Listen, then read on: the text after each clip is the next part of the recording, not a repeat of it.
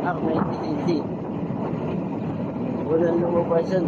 Una kong nakita yun sa Nueva Ecija.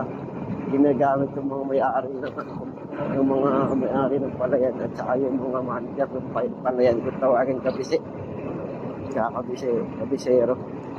Basta kabisi ang tawag nito sa manager ng palayan. Hindi ka ikaw may-ari, pero ikaw yung manager.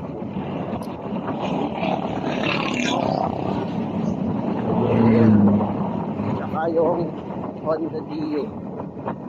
Ano yun? Unang labas ng Honda Dio 2-stroke 60 hanggang 80cc lang. Tapos pinakagano na ng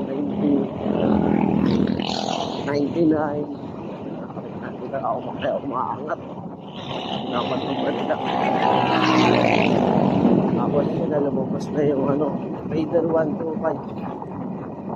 Ay, hindi mo na, Yamaha RX 135 muna.